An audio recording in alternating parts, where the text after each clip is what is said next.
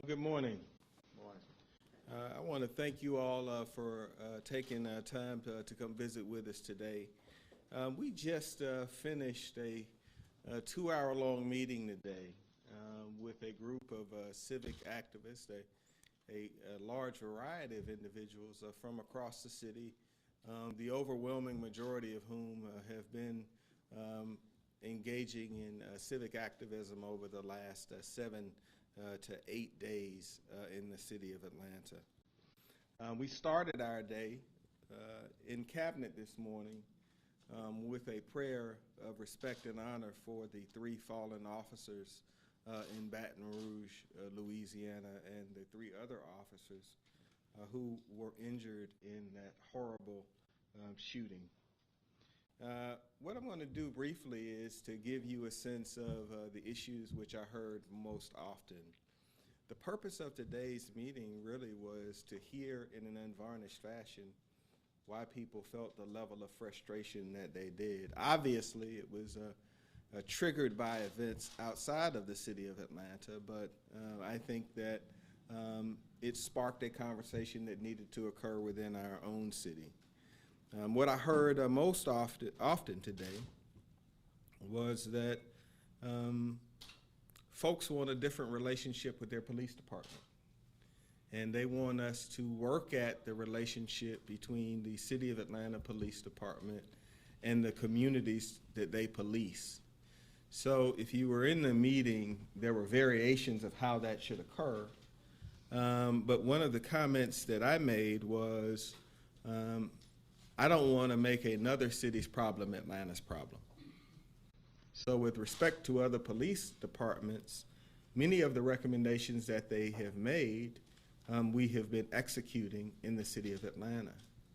Not many of the protesters knew that the city of Atlanta was one of less than 17 police departments in America that is a part of President Barack Obama's recommendations on community policing in the United States of America. One of the things that we shared was that our police department actually does mirror the community that it serves, which was brought up again and again. The issue around police shootings obviously was brought up. One of the things that Chief Turner did long before these controversies occurred was to ask the GBI to investigate any police shootings on the Atlanta Police Department. There are a number of questions about the Atlanta Citizens Review Board.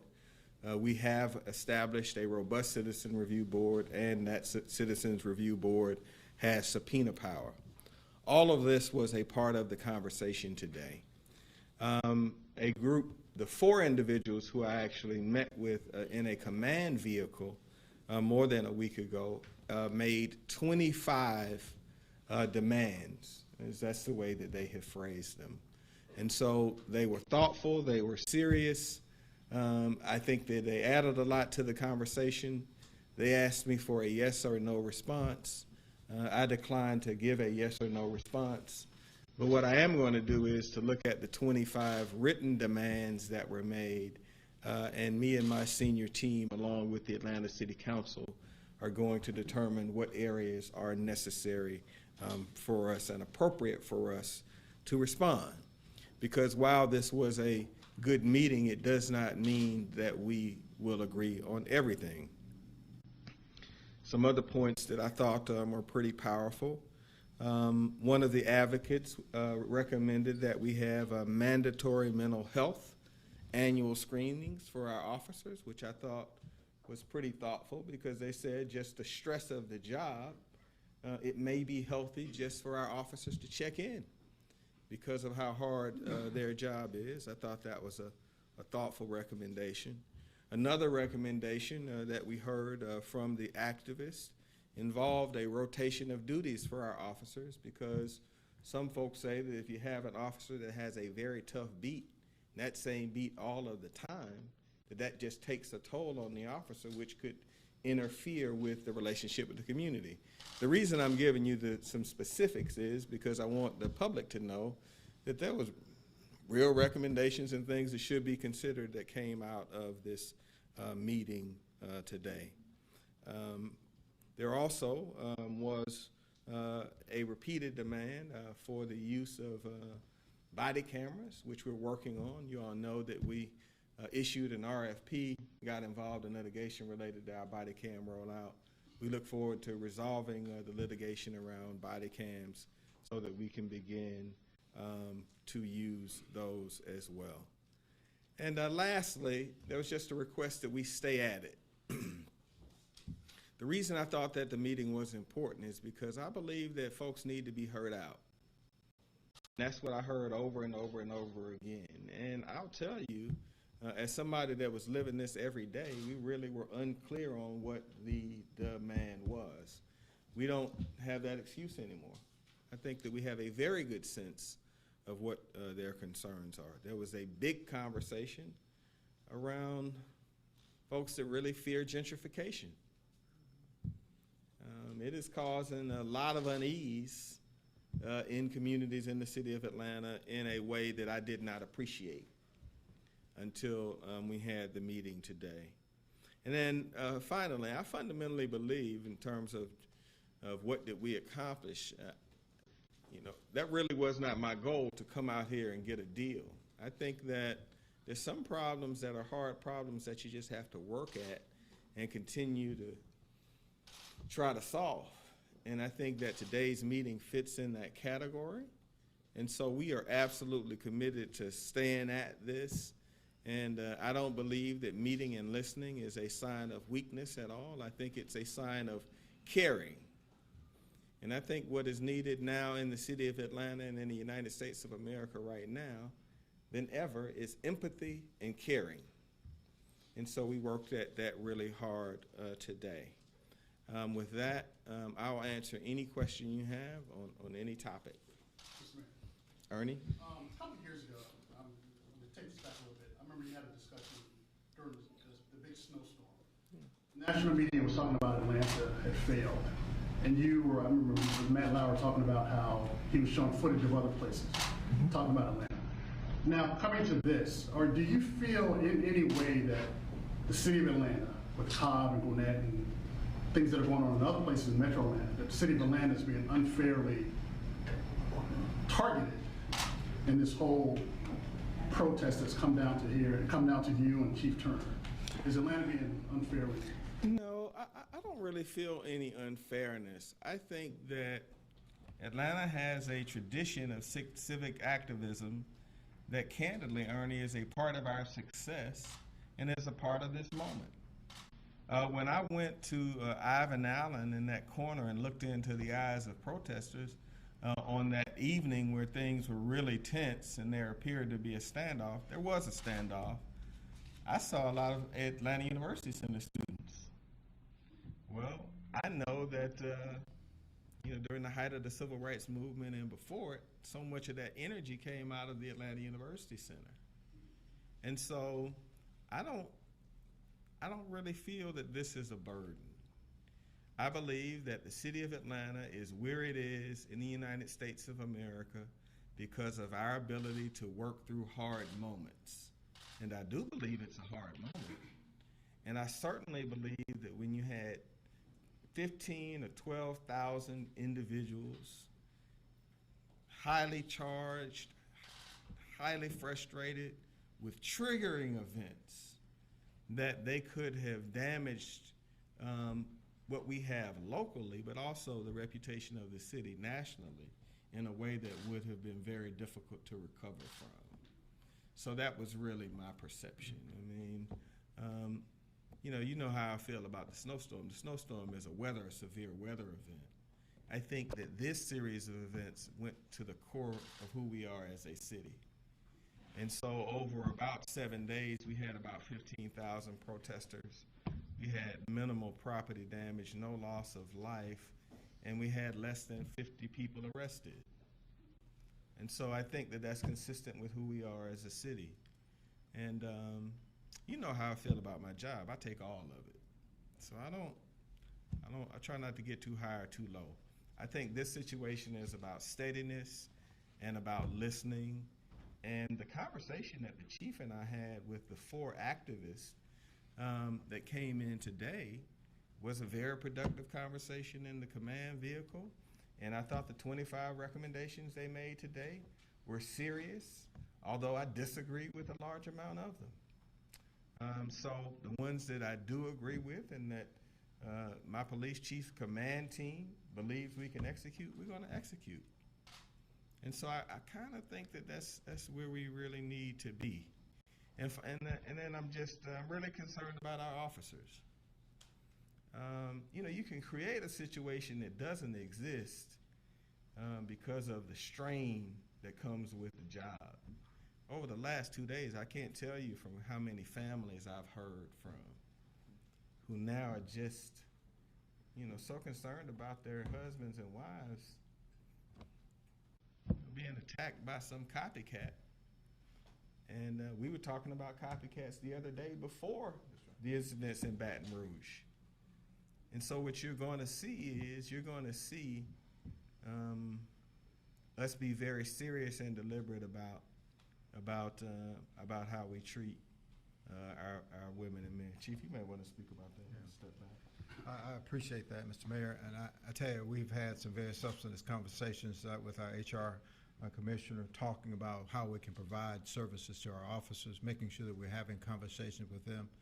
And I tell you, the burden of this work continue to just grow. The scrutiny that our officers are under, not just in Atlanta. I just returned from a discussion with the National Organization of Black Law Enforcement Executives in Washington, D.C., where we were discussing this very point. And it's not a discussion that's in this city, but also throughout the entire nation. And law enforcement professionals have to stand up and do things that are different in keeping with the president's sixth pillar in the president's task force, and that's the officer safety and health. How do you move through these environments and then continue to be healthy so that you can go out and do it again? I had several conversations with individuals who we've encouraged to do ride-alongs. And after they spent time in the car with an officer for 4 or 6 hours, they've been totally just flabbergasted with the kind of work that young people, our young officers, are doing. And then coming back and saying, how can we do more? And because the work that we're asking young people and our officers to do in this city, it's an amazing process, but they continue to come in and do this work, working with citizens, communities, and if you think about the encounters, the mayor so eloquently spoke this morning. We had more than 1.6 documented encounters with citizens, and we had 9, less than 10, 9 officer-involved shootings last year. And thus far this year, our numbers are still moving in the same direction. We've had 3 encounters where we've had to use our force. If you look at the Washington Post report that came out last Wednesday, it talked about the population level of the state of Georgia being the 8th most populated state, but our encounters are 42 in that ranking. And I believe that that's because of the work that we're doing in this large urban city. And so it doesn't go without being said. Our training, we have to continue to train and educate not just our officers, but also citizens on how we work together to continue to move to real substance change in the city. We also actually have one of the civic leaders who's in the meeting. Sir Major, you might want to share your reflections of. Thank you. Thank you, Mr. Mayor, Chief of Police George Turner, and also City Council Member Kwanzaa Hall. I was in the meeting today, but before I talk about the meeting, of course I was out protesting. And folks got to remember, and the press needs to remember, that you're going to find people protesting without a cause. You're going to find people protesting just because we're on TV, right? You got CNN out, you got CBS out there, and so you got to remember, you got people from outside communities coming in and, I don't know, I want to say rattling things up, but you got to remember that, of course, these tragedies that we all have seen about on the news last couple of days didn't happen in the city of Atlanta. And so that's something that we have to take in consideration. You got folks out there with different agendas. People are trying to put their organization on the map. And so they're fighting over press and things of that nature. And so, today's meeting was about understanding what the issues are from I don't want to say from a professional standpoint, but you have to submit things there's a formality of things, right? And so if you want to reach the mayor, and I've been trying to reach you for quite some time, so I got you, right? And so there's a way to go about that, right? There's a diplomatic way to go about things, and then of course there's shouting, demanding, using bully tactics, and that's not how you get people to listen, right? And so we thank the mayor and the chief of police for giving us an opportunity to meet with them in a forum today. As you guys may have heard, there was some issues, but you know, the mayor listened to us, and so that's what's important to know. He heard our concerns.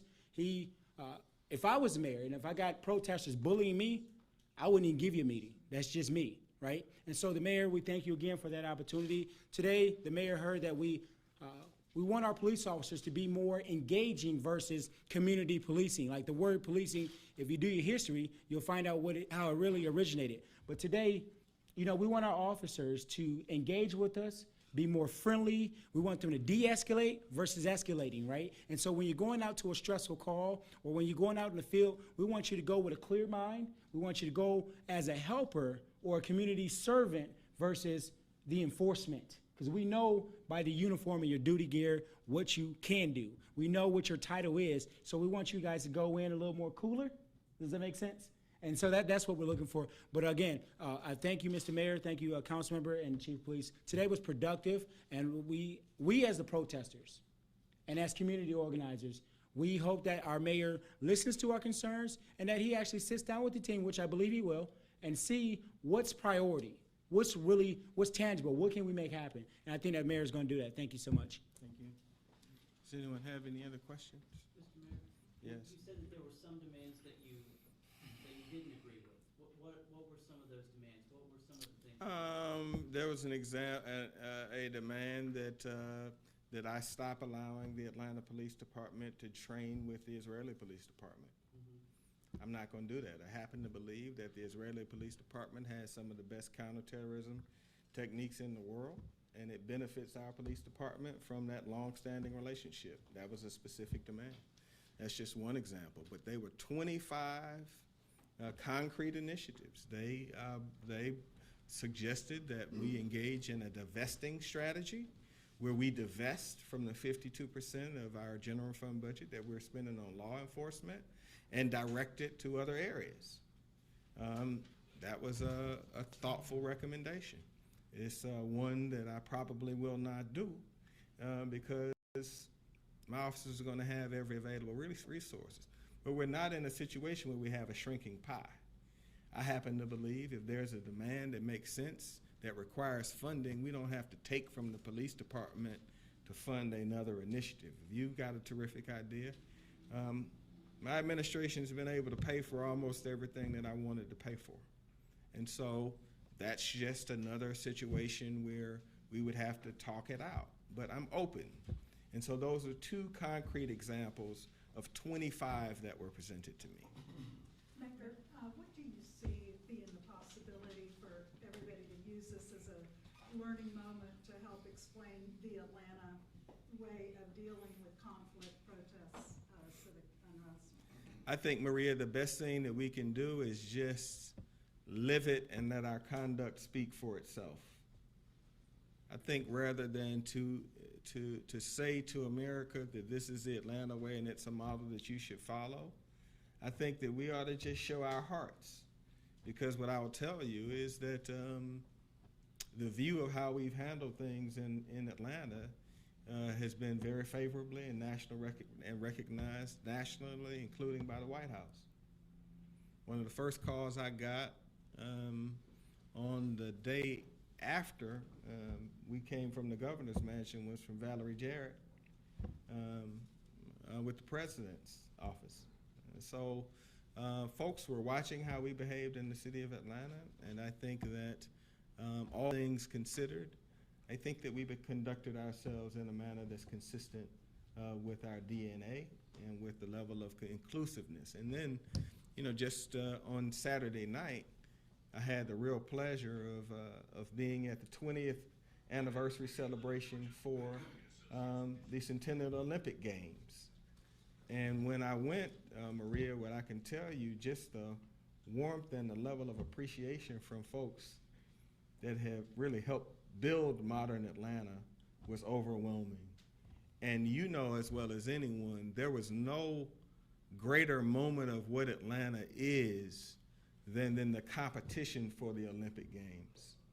Just the level of diversity, inclusion, the combination of the business community, the symbolism of Billy Payne and Ambassador Young flying around the world together on this quixotic mission that nobody thought was ever going to come to fruition. And to see Ambassador Young and Billy Payne totally prepared me for today's meeting, because that's really what's on our shoulders. Could I ask Sir Major how important it is to continue the Atlanta legacy? Absolutely. So, you know, Atlanta is the birthplace of the civil rights movement. We have so many great leaders here today. It's important, first of all, to answer your question, it's important, first of all, for young people like myself, because I can turn up if need be, but young folks like ourselves, we need to learn how to, first of all, the history of the civil rights movement. A lot of us don't have the full knowledge of the history of this movement. And so, you know, you've seen protesters become very disorderly. You've seen protesters, you guys, they weren't in the meeting with us, but there were some things that no civil rights leader would have stood for. Malcolm X, Martin Luther King, you know, these great leaders would not have stood for the stuff that we saw behind closed doors. And it's probably a good thing that you guys weren't privileged to have that recorded, because we don't want to keep going back and forth with that. But it's important that we honor and remember that the fact that we stand on the shoulders of those who have paved the way for us to be able to protest in the streets and to be able to have our voices heard and engaging in civil disobedience. Does that answer your question? Thank you. Thank you. Eric, can you tell us a little bit about the communication strategy going forward? Obviously, a lot of people at home are still really interested in this, and they want to know what was a concrete example of something that was brought up in the meeting, and then going forward, if something is implemented, what it was. Can you explain how we're going to find out what that is? Well, what we're going to do is we took very good notes of the recommendations. There is a group that provided 25 recommendations in writing. And what we're going to do is we're going to respond to those recommendations, Erica, and we're going to make our responses public, so people will know where we stand on 25 issues that folks felt were really important. And we're not going to play games. If I don't agree, I'm going to say I don't agree, and I'm going to say why. I gave you 2 examples where I'm not on board, but you know, today, I don't think was about getting a deal. Today was about finding out, what are you feeling? And that's really what I heard over and over, was that we weren't, we didn't, I think people at home felt the same way. We know about the tragedies in Baton Rouge, and the tragedies in Minnesota, and the tragedies in Dallas, and now Baton Rouge again. We know the trigger, but we hadn't had a concrete conversation. There's one person that's joined me, Al Vivian, served as the facilitator for today's conversation. Folks that know Atlanta well know that he runs Basic Diversity Strategies, one of the oldest firms. If you've been in Leadership Atlanta, they have been handling diversity conversations for Leadership Atlanta certainly as long as I've been around. And then, of course, his father is Dr. Vivian, a Presidential Medal of Freedom winner, who he co-founded BASIC with. Mayor Reed, there was a lot of emotion outside of the meeting today. Presumably there was some inside the meeting as well. And that emotion seems to be continuing post-meeting. How compatible is all that emotion with your goal of respectfully listening to their demands, but also keeping your police officers safe? I think that your question puts forth a challenge. This is hard, but what they say doing hard things is hard, and so that's the balance that we're trying to keep, and that's what we tried to do today. Today was worthwhile. Number one, because we certainly heard folks out. Today was also worthwhile because our police department got to go back to 8-hour shifts for a period of time. No, and to go back to normalcy, right? I was in the command meeting when Chief Turner and the entire command staff, after running our officers for 12-hour shifts, 4 days, and a note got passed in that the only way that they're going to end the protest in front of the governor's mansion was for me to meet with them. And the chief can tell you, I said, let's go. One, because I wanted to hear what they had to say, but two, I could look at our police officers. And the amazing thing about all of that is the moment when you end up having something happen that is a result of fatigue.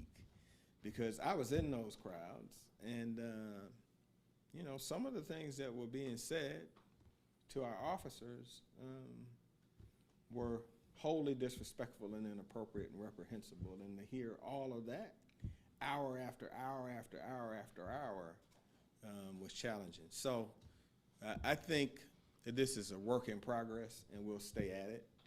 And as long as folks exercise their First Amendment rights in compliance with our laws and ordinances, we will do our jobs.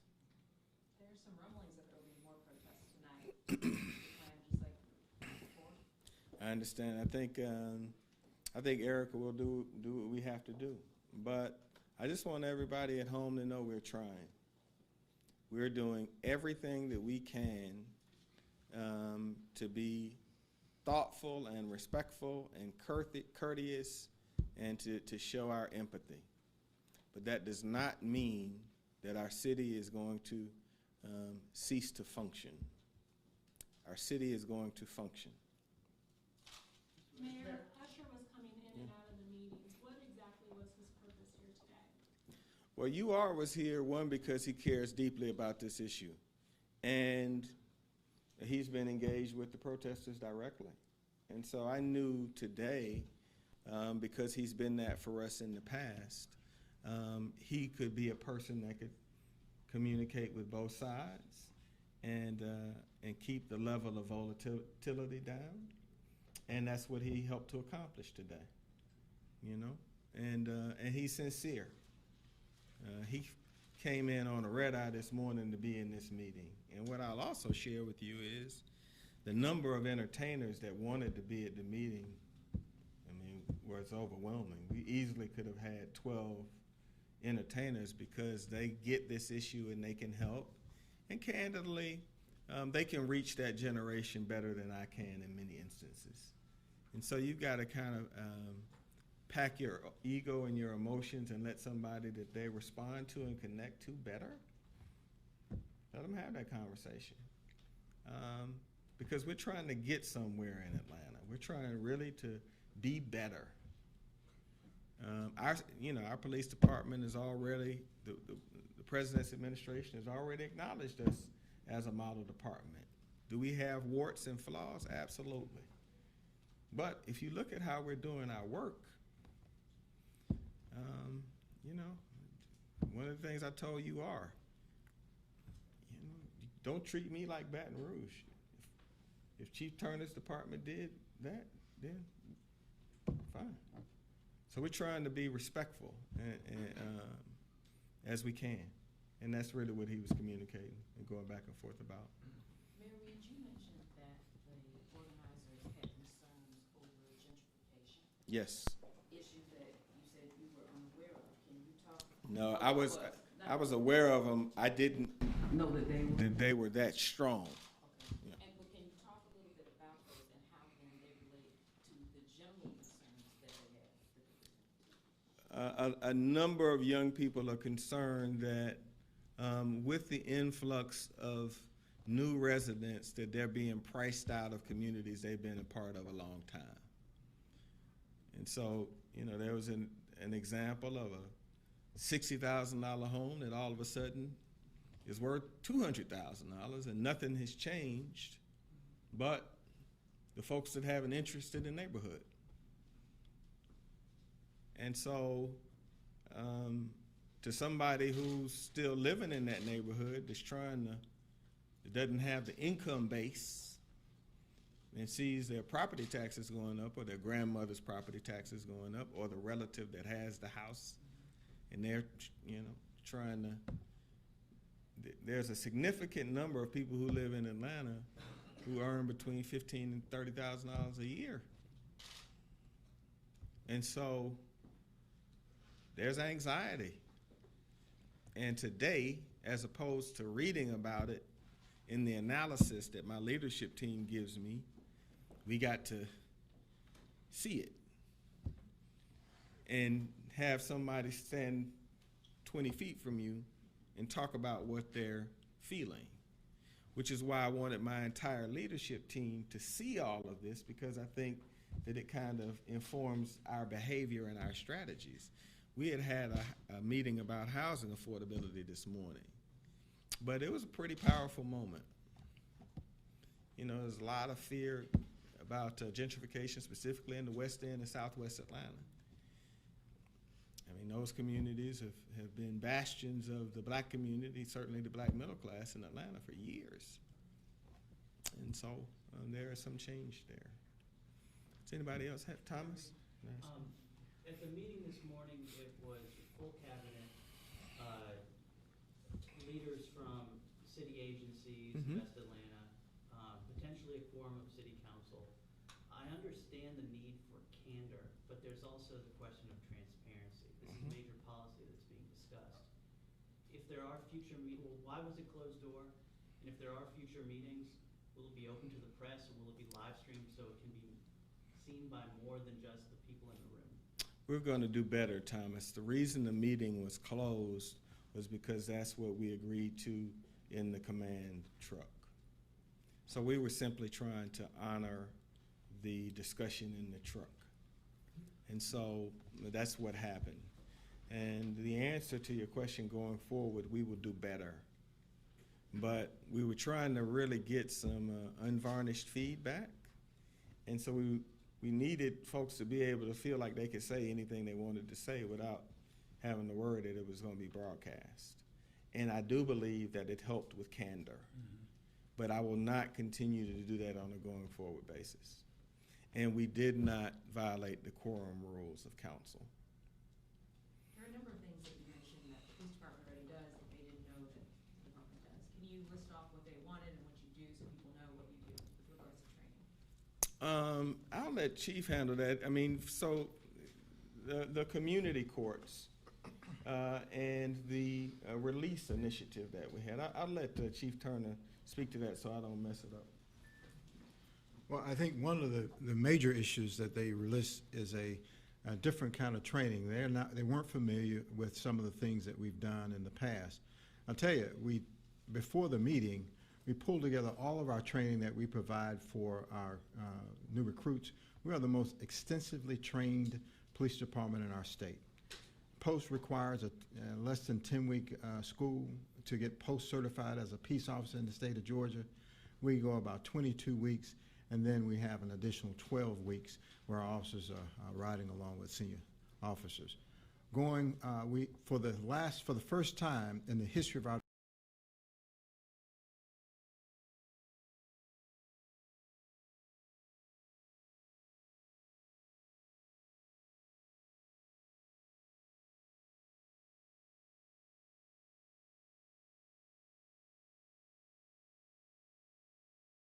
escalation and bias-based training, those kind of things, we provided that to the group of young people that requested that we meet. And then I'll just say one other thing. We have moved to try to encourage people to participate in our Citizens Police Academy. We've created a young person's Citizen Police Academy that will start in September, that will allow young people to understand what is going on throughout the city and how the work that we're doing is, how important it is for the continued relationship that we're starting to try to forge. And then finally, we're encouraging young people to be the change that they want to be. We are hiring. We have additional positions that we'd like to put into the young people in the community that they say they represent. We'd like to hire them, train them, and put them into the community so that they can be extremely proactive as they desire to be. Thank you, Chief. The last speaker will be Al Vivian, who I think will be able to get some insight on what he saw since he guided the 2-hour conversation. I wasn't planning to talk, but I would just say that I think the conversation was very candid. very open, very transparent. I have to applaud the mayor in that I don't know of any other mayor that's doing that. Sitting in front of a group of people who have protested and being willing to answer all of their questions. I just think it's a wonderful thing. But then again, Atlanta has always been in the forefront of dealing with these issues better than anybody else. I'm honored to have been a part of that. Thank you. Mr. Bibby, Sir. I'm sorry, did you see progress, or did you see, what did you see, I mean, as a mediator? I saw the beginning of cross-group understanding.